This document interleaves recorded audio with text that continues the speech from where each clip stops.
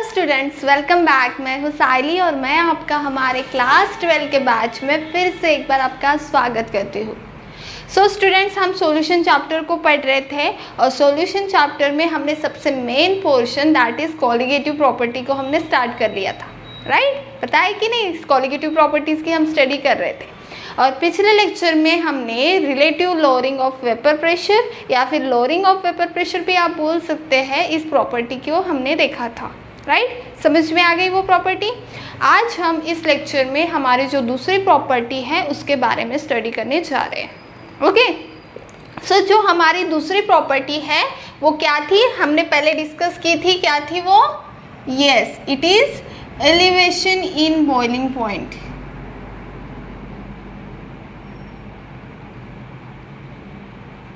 BP, right? So elevation in boiling point, क्या नाम से क्या पता चल रहा है, बताओ? एलिवेशन इन बॉइलिंग पॉइंट मतलब नाम से क्या पता चल रहा है? एलिवेट होना। किसका? बॉइलिंग पॉइंट का। एलिवेट होना मतलब हम बोलते हैं ना, एलिवेट हो रहा है मतलब बढ़ रहा है, राइट? सो क्या बढ़ रहा है? तो बॉइलिंग पॉइंट बढ़ रहा है, राइट? सो हम बात करेंगे एलिवेशन इन बॉइलिंग पॉइंट, ये कॉलिगेटिव प्रॉपर्टीज़ की आज हम स्टडी करने वाले। ओके, सो स्टूडेंट्स, सबसे पहले जो अभी तक हमने बातें पढ़ी है उसको थोड़ा सा रिकॉल कर लेते हैं, राइट? सो सबसे पहले हम बात कर लेते हैं कि what is vapour pressure. Again I am repeating because क्योंकि यहाँ पे ये जो हम पढ़ रहे हैं सॉल्यूशन, उसमें बहुत ज़्यादा इम्पोर्टेंट रोल प्ले करता है ये हमारा वेपर प्रेशर। सो हमने पढ़ा था कि वेपर प्रेशर वो होता है जिसमें evaporation process and the condensation process both are in equilibrium, right? और तब वो जो वेपर्स लिक्विड के सरफेस पे प्रेशर अप्लाई करते हैं, उस प्रेशर को हम वेपर प्रेशर कहते हैं, right? No need to write here क्योंकि हमने ऑलरेडी इसके बारे में डिस्कशन कर रखा है, राइट? सो वेपर प्रेशर पता होना चाहिए, इसीलिए हमने यहाँ पे वेपर प्रेशर को समझ लिया, राइट? दूसरी जो बात है इसके बारे में क्या, जो हमने पिछले लेक्चर में, हमारे अभी के पिछले लेक्चर में पढ़ी थी। क्या पढ़ी थी हमने बात? कि लोअरिंग ऑफ वेपर प्रेशर के बारे में, राइट? क्या पढ़ा था? When we add a non volatile solute, the vapor pressure of the liquid क्या होता है? वेपर प्रेशर क्या होता है? Yes, vapour pressure of the liquid decreases, right? ये बातें हमने पढ़ रखी है, हमने भी lowering of vapour pressure property पढ़ी है, राइट? उसमें क्या होता है, जब हम कोई एक हाथ लिक्विड है, कंटेनर का लिक्विड है, उस लिक्विड में अगर हम कोई लिक्विड ले रहे हैं, राइट? उस कंटेनर में, क्लोज कंटेनर में अगर हम कोई लिक्विड ले रहे हैं, उसमें अगर हम नॉन वोलाटाइल सोल्यूट ऐड कर देते हैं, जैसे कि उसका नाम बताता है कि वो नॉन वोलाटाइल होगा, मतलब उसकी वेपराइज होने की टेंडेंसी नहीं रहेगी, दैट मीन्स हम कहेंगे कि उसका vapour pressure of that liquid decreases, right? ये भी हमने पढ़ रखा था। तीसरी बात हमने क्या पढ़ रखी थी? When we increase the temperature, क्या होगा जब मैं टेम्परेचर को इंक्रीज कर देती तो मेरा वेपर प्रेशर लो होगा, हाई होगा? क्या होगा? मेरा वेपर प्रेशर क्या होगा? Yes, vapour pressure also increases. जब हमने फैक्टर्स अफेक्टिंग वेपर प्रेशर पढ़ा था, राइट? पढ़ा था कि नहीं? हमारे फर्स्ट लेक्चर में जब वेपर प्रेशर के बारे में हमने पढ़ा था, तब हमने कुछ फैक्टर्स देखे थे जो वेपर प्रेशर पे डिपेंडेंट करते। तब हमने क्या बोला था कि टेम्परेचर को जब हम इंक्रीज कर देते, दैट मीन्स हम काइनेटिक एनर्जी बढ़ा रहे हैं। काइनेटिक एनर्जी बढ़ा रहे, दैट मीन्स हमारा इवेपोरेशन रेट जो है वो बढ़ेगा। इवेपोरेशन रेट बढ़ेगा, दैट मीन्स हमारा कंडेंसेशन रेट बढ़ेगा। कंडेंसेशन एंड इवेपोरेशन प्रोसेस दोनों इक्विलिब्रियम में जब आ जाएगी, तब वो लिक्विड के वेपर्स जो प्रेशर एक्सर्ट करेंगे, उसी प्रेशर को हम वेपर प्रेशर कहते थे, राइट। सो अभी समझ में आया कि कि कैसे जब हम टेम्परेचर को इंक्रीज करते हैं तो हमारा वेपर प्रेशर भी इंक्रीज होता है। ओके, सो इसके बारे में और ज़्यादा डिटेल्स में बात करने की ज़रूरत नहीं है क्योंकि हमने ऑलरेडी इन सारे प्रॉपर्टीज़ के बारे में पढ़ रखा है, राइट। ये सारे प्रॉपर्टीज़ के बारे में सारे प्रॉपर्टीज़ नहीं बोल देंगे, सारी चीज़ों के बारे में हमें ऑलरेडी पता है, राइट। अभी हम बात करेंगे हमारे नेक्स्ट कंसेप्ट जो कि रिलेटेड है एलिवेशन इन बॉइलिंग पॉइंट के रिलेटेड, वो है बॉइलिंग पॉइंट। सो स्टूडेंट्स, मुझे बताइए बॉइलिंग पॉइंट क्या होता है, कैसे डिफाइन करोगे आप बॉइलिंग पॉइंट को, कैसे डिफाइन करोगे आप बॉइलिंग पॉइंट को टेक्निकली कैसे डिफाइन करेंगे। When the vapour pressure of किसका, लिक्विड का, becomes equal to that of the atmospheric pressure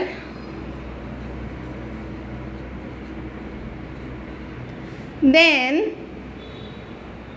the temperature is called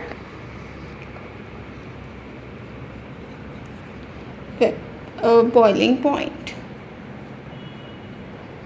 right. क्या लिखा मैंने, पढ़ो ज़रा, क्या लिखा मैंने, when the vapour pressure of the liquid, मतलब कि मान लो अगर हम कोई लिक्विड कंसीडर कर रहे हैं, मान लो अगर मैं ये एक कंटेनर ले रही हूँ जो कि क्लोज है, राइट, और इसमें क्या है, एक लिक्विड भरा हुआ है, राइट। और जब इस लिक्विड का प्रेशर, इस लिक्विड का वेपर प्रेशर, ये लिक्विड है यहाँ पे, तो ये लिक्विड कुछ ना कुछ वेपर प्रेशर अप्लाई करेगा, राइट। सो इसका जो वेपर प्रेशर है वो प्रेशर एटमॉस्फेरिक प्रेशर के अगर इक्वल हो जाता है तो हम कहेंगे pressure of the liquid becomes equal to the atmospheric pressure, तो हम कहेंगे बॉइलिंग पॉइंट। बॉइलिंग पॉइंट अच्छे हो गया है, ऐसा हम कंसीडर करेंगे, राइट। देखो क्या अभी हम एक और चेम्बर, एक ऑलरेडी एक और चेम्बर कंसीडर करते हैं, राइट। अगेन हम बात करते हैं कि यहाँ पे कुछ लिक्विड है, राइट। अभी मैं बात कर रही हूँ, देखो ये कैसे होता है बॉइलिंग पॉइंट का, देखो कैसे होता है, लिक्विड है, ये लिक्विड है तो ये लिक्विड वेपर फेज में जाने की टेंडेंसी रखेगा एज वी स्टडीड, राइट। सो ये वेपर फेज में जाने की टेंडेंसी रखेगा, बट इसको वेपर फेज में जाने के लिए कौन रोकेगा, कौन रोकेगा, ये वाला प्रेशर, जो प्रेशर हम इसको प्रेशर को बोलेंगे atmospheric pressure, right. Atmospheric pressure उसको रोकेगा कि आप वेपर फेज में नहीं जा सकते, आप लिक्विड फेज में ही रहो, right. But when we heat that, when we supplied more heat, right, when we supplied more heat, so क्या होगा, ये जो अभी तो कुछ नहीं कर पाएगा, ये एटमॉस्फेरिक प्रेशर क्या कर पाएगा अभी, राइट। ये जो आप एनर्जी सप्लाई कर रहे हो उसको नहीं रोक पाएगा। So the point at which ये vapour pressure of the liquid, फिर वेपर प्रेशर बढ़ने लगेगा लिक्विड का कुछ, राइट। पहले तो एटमॉस्फेरिक प्रेशर है वो उसको दबा रहा था, राइट, उस लिक्विड को वेपर में आने के लिए रोक रहा था, बट अभी तो बढ़ गया है क्योंकि हमने मोर एनर्जी उसको दे दी है, हीट दे दी। तो जब वो पॉइंट, ऐसा पॉइंट जहाँ पे vapour pressure of the liquid becomes equal to that of the atmospheric pressure, तो उस पॉइंट को हम कहेंगे बॉइलिंग पॉइंट। समझा, अभी समझा बॉइलिंग पॉइंट क्या होता है, राइट। सो समझ में आया, ओके। नाउ अभी आपको अगर बॉइलिंग पॉइंट का कंसेप्ट समझ, बॉइलिंग पॉइंट की डेफिनेशन समझ में आ गई होगी, तो अभी हम स्टडी करते हैं कि फर्दर हमारे एलिवेशन इन बॉइलिंग पॉइंट को अभी हम स्टार्ट करते हैं। ओके, सो बॉइलिंग पॉइंट के बाद में अभी हम बात कर रहे थे कि when we add a non volatile solute the vapour pressure of the liquid decreases. So चलो देखते हैं क्या मैं कहने की कोशिश कर रही हूँ। देखो, when we add non volatile solute, the vapor pressure of liquid decreases, right? ये हमें इनिशियली पता है।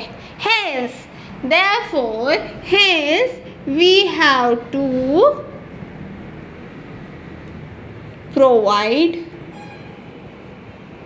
more energy, राइट अगर उस वेपर प्रेशर को मुझे बढ़ाना है तो मुझे मोर एनर्जी प्रोवाइड करनी पड़ेगी, राइट मोर एनर्जी प्रोवाइड करूंगी, that means and hence the vapour pressure increases is called, and the vapour pressure increases. जब मैं उसको मोर एनर्जी प्रोवाइड करूंगी तो वेपर प्रेशर इंक्रीज होगा and hence boiling point achieve होगा, hence achieve boiling point, right जब मैं उसकी एनर्जी बढ़ा देती हूँ, टेम्परेचर बढ़ा देती हूँ तो मुझे बॉइलिंग पॉइंट अचीव हो जाता है। बॉइलिंग पॉइंट मतलब क्या, जिस टेम्परेचर पे vapour pressure of the liquid becomes equal to that of the atmospheric pressure, तब वो बढ़ जाएगा। दैट मीन्स हम इससे कंक्लूजन में क्या आपको बताना क्या चाह रही हूँ, that means addition of non volatile solute increases vapor pressure, increases boiling point, boiling point बढ़ा रहा है, राइट इस बात को एक ग्राफ से समझते हैं। क्या है वो ग्राफ, देखो मैं क्या बोल रही हूँ, ये जो मैंने पूरा सेंटेंस लिखा है, मैंने बोला है कि इस पॉइंट को देखो, इस पॉइंट को देखो, मैंने क्या बोला है कि addition of the non volatile solute, जब हम एक किसी नॉन वोलाटाइल सोल्यूट को सॉल्वेंट में ऐड कर देते हैं, राइट नॉन वोलाटाइल सोल्यूट को हम अगर ऐड कर देते हैं तो बॉइलिंग पॉइंट इंक्रीज हो जाता है, राइट कैसे देखो, हमने कूलेंट का नाम सुना है, राइट कूलेंट क्या होता है, राइट सॉल्वेंट, उसमें कुछ सोल्यूट मिक्स होता है, क्या करता है वो, as the name indicates coolant का काम करना है, कूलिंग का काम करता है, राइट मतलब कि मान लो अगर कोई सब्सटेंस का, अगर वो जो लिक्विड है उसका 100 डिग्री सेल्सियस अगर उसका बॉइलिंग पॉइंट है, तो अगर वो हम नॉन वोलाटाइल सोल्यूट उसमें ऐड कर देते हैं तो उसका वो बॉइलिंग पॉइंट बढ़ा देता है। वही तो पढ़ रहे हैं हम यार, क्या पढ़ रहे हैं, एलिवेट करना, मतलब बॉइलिंग पॉइंट को बढ़ा रहे हैं by addition of non volatile solute, right समझ में आ रहा है हम क्या बात कर रहे हैं। सो अभी हम एक ग्राफ से भी और अच्छी तरह से समझ लेते हैं कि कैसे boiling point of the solute बढ़ता है, राइट देखो एक ग्राफ देखते हैं, जो ग्राफ है in between the temperature and the pressure, okay ये यहाँ पे टेम्परेचर को बताएगा और यहाँ पे प्रेशर की बात करेगा, ठीक है। मान लो किसी पॉइंट, यहाँ पे इस ग्राफ पे कोई भी अगर पॉइंट, देखो ध्यान से सुनना, अगर ये ग्राफ आपको समझ में आ गया तो एलिवेशन इन बॉइलिंग पॉइंट फटाक से ये जो मैं बोल रही हूँ ये समझ में आ जाएगा। देखो अगर कोई पॉइंट पे, मान लो अगर मैं ये पॉइंट लेती हूँ, ठीक है, ये पॉइंट पे, ये पॉइंट में जब मैं टेम्परेचर इंक्रीज करती हूँ, राइट ये पॉइंट में जब मैं टेम्परेचर इंक्रीज कर देती हूँ तो मेरा प्रेशर क्या होगा, बताओ वेपर प्रेशर क्या होगा, बढ़ेगा, राइट है तो हमने पढ़ा, ये तो ये किसके लिए लिया हमने, when we increase the temperature vapour pressure also increases.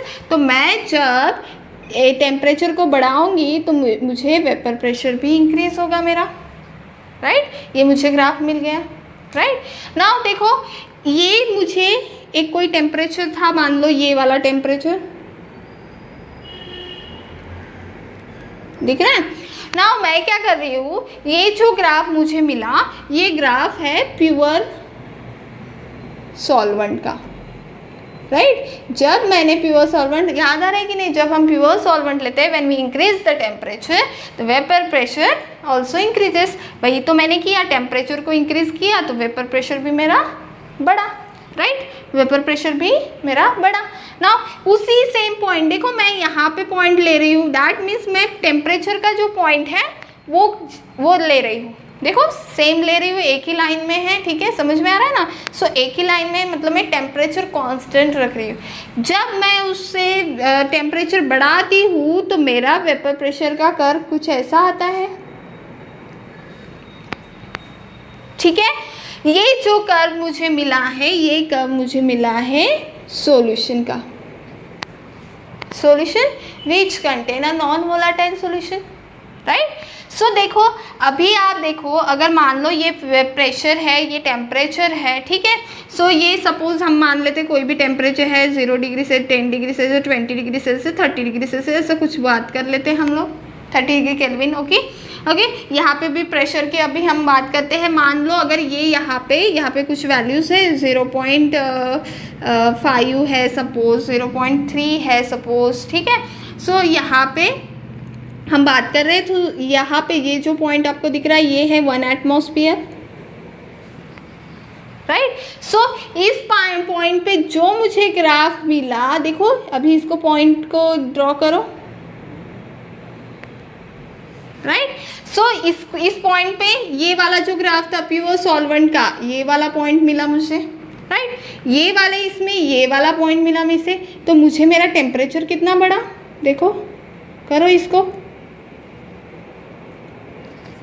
Right. ये टेम्परेचर मान लो अगर कुछ है, ऐसे बढ़ेगा ना टेम्परेचर, कैसे बढ़ेगा, इधर से इधर जाएगा, मतलब जो मुझे प्योर सॉल्वेंट का जो टेम्परेचर यहाँ पे मिला है उसको मैं टी डेल्टा बी से डिनोट करती हूँ, और जो मुझे सॉल्यूशन का टेम्परेचर मिला है उसको मैं डेल्टा टी बी से, सॉरी टी बी से सिंपली डिनोट करती हूँ, टी नॉट बी और T B, right. T naught B क्यों लिखा है मैंने, क्योंकि प्योर सॉल्वेंट की हम बात कर रहे हैं, और बी क्यों लिखा, सिर्फ बी क्यों लिखा, क्योंकि हम सॉल्यूशन की बात कर रहे हैं, राइट। समझ में आया ना। सो अभी देखो, अभी मुझे बताओ फिर से, अभी आप ऑब्जर्व करके देखो, अभी बताओ मुझे कि कौन से टेम्परेचर में से आप कौन सा माइनस करोगे, मतलब कौन सा टेम्परेचर बड़ा है और कौन सा कम है, बताओ।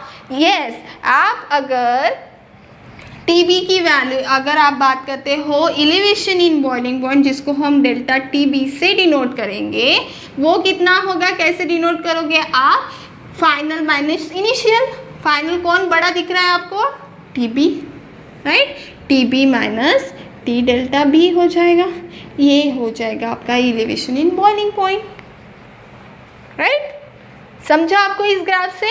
देखो अभी हम बात क्या कर रहे हैं कि यहाँ से क्या समझ में आ गया आपको, temperature T delta B is greater than elevation in boiling point of the solution is greater than that of the किसके, T delta B, that is pure solvent के। हो गया ना एलिवेट, राइट। एक और बात बताती हूँ, अगर ये आपको समझ में आ गया तो बहुत ही अच्छा है, बहुत ही अच्छा है। देखो ये जो मैंने बात की थी, when we add a non volatile solution vapour pressure of the liquid increases, मतलब कि मान लो अगर मैं बात कर रही हूँ कुछ ऐसी, ठीक है, अगर मान लो मेरे पास अभी जो प्रेशर है, वो प्रेशर की अगर हम बात करते हैं, कोई सिस्टम है हमारे पास, राइट, उस सिस्टम का मान लो अगर प्रेशर है 0.5 पे, 0.5 एटमॉस्फेयर, राइट, इनिशियली जब मैंने लिक्विड लिया था, इसकी बात कर रही हूँ, ओके। अभी मैंने इसमें क्या कर दिया, नॉन वोलेटाइल सोल्यूट ऐड कर दिया, नॉन वोलेटाइल सोल्यूट, ठीक है। नॉन वोलेटाइल सोल्यूट ऐड करने से मेरा वेपर प्रेशर क्या होगा, डिक्रीज होगा। सो नॉन वोलेटाइल वेपर जब मैं डाल रही हूँ तो मेरा वेपर प्रेशर डिक्रीज हो गया, मान लो 0.3 एटमॉस्फेयर हो गया, 0.3।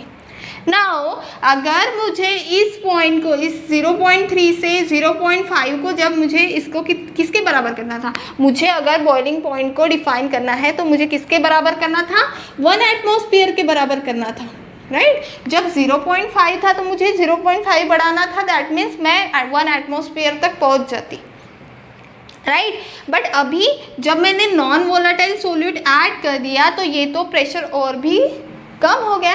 नाउ मुझे 0.3 से 0.1 पे जाना है, right. That means I have to provide more energy. समझ में आ रहा है ना, सिंपल सा एग्जांपल है यार कि हमें पहले हमारा इनिशियल था 0.5 एटमॉस्फेयर, फिर हमने सोल्यूट ऐड कर दिया तो हमें तो पता है when we add the solute vapour pressure decreases, तो डिक्रीज हो गया, मान लिया हमने 0.3 हो गया। अगर 0.3 हो गया है तो अभी 0.3 से 1 एटमॉस्फेयर में जाना है, तो जो एनर्जी हम प्रोवाइड करेंगे तब को उसको हम बॉइलिंग पॉइंट बोलेंगे, राइट। दैट मीन्स 0.3 से 1 एटमॉस्फेयर जब जाएगा उसको हम बॉइलिंग पॉइंट कहेंगे, राइट। यही तो बात मैंने यहाँ पे आपको समझाई। आपने ग्राफिकली इस बात को एक्सेप्ट कर लिया कि देखो जब मैंने प्योर सॉल्वेंट लिया सेम टेम्परेचर पे तो मुझे कैसा कर्व मिला, ये, राइट। और जब मैंने सॉल्यूशन लिया, जब मैंने नॉन वोलेटाइल सॉल्वेंट लिया तो मेरा जो वेपर प्रेशर था वो कम था, इसलिए वो कम आ गया, नीचे आ गया, राइट। नीचे आ गया, सेम टेम्परेचर तो सेम रह गया बट नीचे आ गया, राइट। समझ में आया ना मैंने नीचे क्यों ड्रॉ किया, नीचे ड्रॉ किया। When we plot this graph तो आपने देखा कि सॉल्यूशन का जो वेपर प्रेशर है, सॉल्यूशन का जो टेम्परेचर है, एलिवेशन इन बॉइलिंग पॉइंट बात कर रहे हैं ना हम, सॉल्यूशन का जो टेम्परेचर है वो तो बढ़ रहा है as that of the pure solvent, right. So इसीलिए हम बात करेंगे एलिवेशन इन बॉइलिंग पॉइंट का हमें एक्सप्रेशन मिल गया, that is TB minus T delta B। समझा इतना? समझा कि नहीं? बहुत इसी तरीके से मैंने आपको बताया कि कैसे ये एक्सप्रेशन हम डिराइव कर सकते हैं। ओके, समझ में आ गया? अभी हम मोलर मास के लिए इसका एक्सप्रेशन देखते हैं, तो फटाक से इसका स्क्रीनशॉट लो, अभी इतना मैं मिटाने जा रही हूँ। सो स्टूडेंट्स, अभी हमें पता चला कि ये जो हमने एक्सप्रेशन डिराइव किया, right, elevation in boiling point, इस रिलेशन से हमें क्या समझ में आया कि boiling point elevation is directly proportional to the vapour pressure, and vapour pressure कितना डिक्रीज होगा ये किस पे डिपेंड करता है? यस, आप कितने नंबर ऑफ मॉलिक्यूल्स ऐड कर रहे हो उस पर वो डिपेंड करता है। मतलब कि मैं एक बात, मतलब एक वर्ड में हम ऐसे बोल सकते हैं कि कितना कॉन्सेंट्रेशन है उस पर डिपेंड करता है। ओके, सो हमारा जो बॉइलिंग पॉइंट एलिवेशन जो है वो भी डिपेंड करेगा कि आप कितने नंबर ऑफ मॉलिक्यूल्स ऐड कर रहे हैं, ना कि नेचर ऑफ द मॉलिक्यूल्स कैसा है, राइट। इसीलिए इसी बात पे, नेचर पे नहीं डिपेंड करता है, इसीलिए ही तो हमने boiling point, elevation in boiling point को किस कैटेगरी में रखा है? कॉलिगेटिव प्रॉपर्टीज़ के प्रॉपर्टीज़ में कैटेगराइज किया है, राइट। हमने स्टार्टिंग में ही बात करी थी, जो नेचर ऑफ द मॉलिक्यूल पे डिपेंड नहीं करेगा, कितने नंबर ऑफ मॉलिक्यूल्स आप डाल रहे हो उस पर डिपेंड करेगा, उसको हम कॉलिगेटिव प्रॉपर्टीज़ कहेंगे। And that is the reason elevation in boiling point को हमने किसमें? कॉलिगेटिव प्रॉपर्टीज़ में कैटेगराइज किया है। नाउ देखो स्टूडेंट्स, नाउ एक्सपेरिमेंटली ये देखा गया है कि एलिवेशन इन बॉइलिंग पॉइंट ये जो डिपेंडेंट होता है, बहुत सारे एक्सपेरिमेंट्स से ये समझ में आया कि ये जो एलिवेशन इन बॉइलिंग पॉइंट है ये डायरेक्टली प्रोपोर्शनल होता है, मतलब ये डिपेंडेंट होता है मोलैरिटी पे। ओके, मोलैलिटी पे मैं क्या बात कर रही हूँ? मोलैलिटी। सो मोलैलिटी क्या होता है? कॉन्सेंट्रेशन ऑफ सोल्यूट क्या है ना। मोलैलिटी क्या बताती है हमें? कॉन्सेंट्रेशन ऑफ सोल्यूट क्या है, यही तो बताती है, राइट। सो हम इसको कैसे लिखेंगे फिर? ये जो हमें एक्सप्रेशन मिला है, सो हम elevation in boiling point delta TB is directly proportional to molality लिखेंगे हम, राइट। सो नाउ अगर हमें प्रोपोर्शनलिटी का साइन हटाना है तो हम क्या लिखेंगे? Delta TB is equal to KB into molality. Now KB क्या है student? KB is the, yes, elevation of boiling point, elevation in boiling point, constant of elevation in boiling point constant होता है, राइट। सो अगर हम इसकी बात करते हैं KB की, तो एलिवेशन बॉइलिंग पॉइंट कांस्टेंट हम उसको कह सकते हैं, राइट। सो अभी देखो मोलैलिटी क्या होता है, फिर delta T B is equals to, और नहीं सबसे पहले ये देख लो कि हमने क्या बोला कि एलिवेशन बॉइलिंग पॉइंट कांस्टेंट हम उसको बोलेंगे, राइट। देन अगर हम इसके यूनिट की अगर बात करते हैं तो इसका यूनिट क्या हो जाएगा, क्या हो जाएगा, डेल्टा टी बी मतलब इसका केल्विन, राइट। इस मोलैलिटी को इधर लेके जाओ, मोलैलिटी क्या होता है, क्या होता है, number of moles divided by yes KG of solution solvent, right. So number of moles upon KG of the solvent. So अगर हम इसको इधर लेके जा रहे हैं तो क्या होगा, KG mole inverse, kelvin KG mole inverse, right. समझ में आया, राइट। सो ये हो गया हमारा Kb की वैल्यू हमने डिफाइन कर ली, राइट। सो अभी हम लिखते हैं कि delta T B is equals to, अगर हम बात करते हैं Kb into number of moles of, किसकी बात हो रही है, solute upon Kg of solvent,